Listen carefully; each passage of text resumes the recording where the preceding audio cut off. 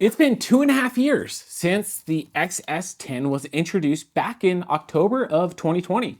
And today we actually have its successor. This is the XS20. The new camera has quite a few improvements and it's a great option for photographers and videographers alike.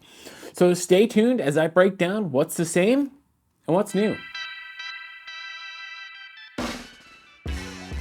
So the XS20 is available in 3 different options, each with varying price points to cater to different users' needs. The body-only version of the camera starts at $1299.95, making it an investment for those who already own lenses or prefer to use their own. Meanwhile, the XC 15 to 45mm kit, which is a versatile zoom lens that covers a pretty decent range of focal lengths, is available for $1399.95. And finally, the 18 to 55 kit, which is kind of the higher quality kit lens that they offer, is going to come in at $1699.95. So the XS20 does have the same sensor as the XS10, and that was the X-Trans CMOS 4 26.1 megapixel sensor.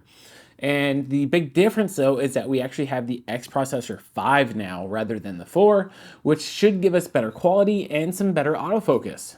Fujifilm does note that this has the same subject detection as the X-H2S, so we should expect some pretty good autofocus from this camera. So it does also have like a auto subject detection, which I did find to be quite true as I was shooting out at the Living Desert. So the video capabilities of the camera have undergone significant improvements, making it even more of an impressive option for videographers. The camera can now shoot at 6.2K at 30 frames per second, which is a considerable upgrade from its predecessor. And additionally, it can also shoot into 4K 60 and 1080 at 240 frames per second. This is going to provide users with a range of options to choose from based on their specific needs. Furthermore, the camera now boasts 422 10-bit color internally, which means that the footage captured will have a higher color accuracy and depth, resulting in more vibrant and realistic visuals. One particularly noteworthy addition to the camera is the inclusion of mounts for the optional cooling fan accessory, which were first introduced on the X-H2 and the X-H2S. This feature allows users to attach a cooling fan to the camera, which can help regulate the temperature and prevent overheating. This is going to be a particularly useful feature, especially for those who work in warmer climates or those who require prolonged recording times. The camera has the ability to capture 20 frames per second without cropping in electronic mode. However, by using a 1.25x crop, you can increase the frame rate up to 30 frames per second. And if you switch to purely mechanical shutter, the camera can achieve a maximum of 8 frames per second. So the camera itself is actually pretty light, and body only, it comes in at 491 grams. It does actually have a built-in flash like the previous generation, which is kind of cool in my opinion. Another thing to note versus the XS10 is that the dials actually are a little bit bigger, and the button layout is also slightly different.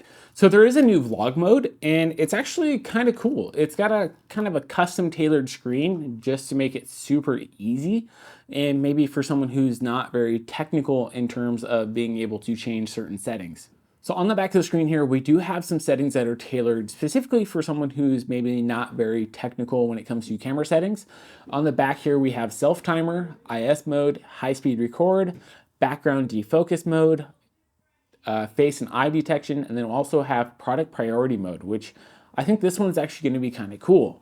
So when you are actually using the product priority mode, what it's doing is it's actually turning off the eye and face detection, and it's also setting the autofocus to continuous, but it's also changing the autofocus setting to multi-AF mode. And what's that going to do is basically it's going to go ahead and track whenever you bring something up to the camera to show it, it's automatically going to switch over. And I really like that. Looking at the IS mode option, it's either an on or off switch. I don't know why you actually kind of need to turn it off in my opinion. I think it's pretty good to just always leave it on. I could be wrong, but that's just my 2 cents.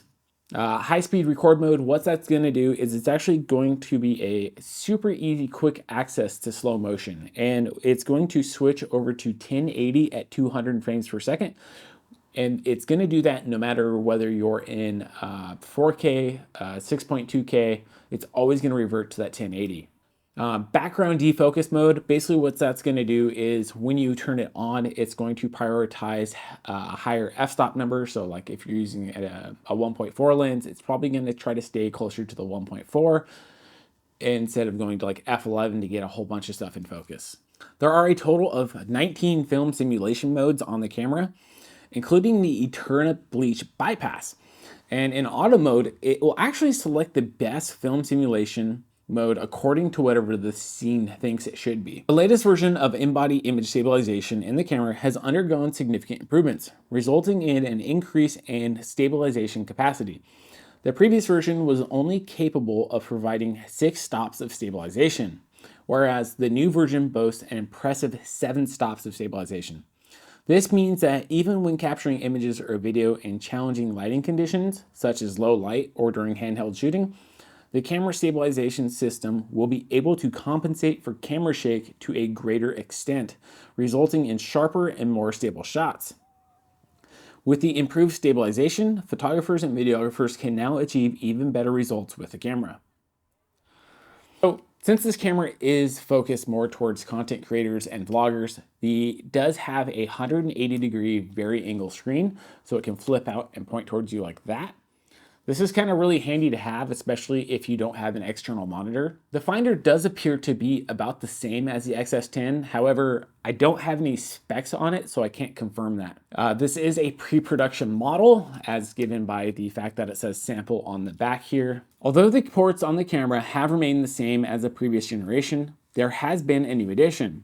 A 3.5mm headphone jack. Compared to the previous generation XS10, the XS20 boasts a significant improvement in battery life, lasting twice as long thanks to its use of the MPW235 battery, which is also found in the X-T5 and similar cameras.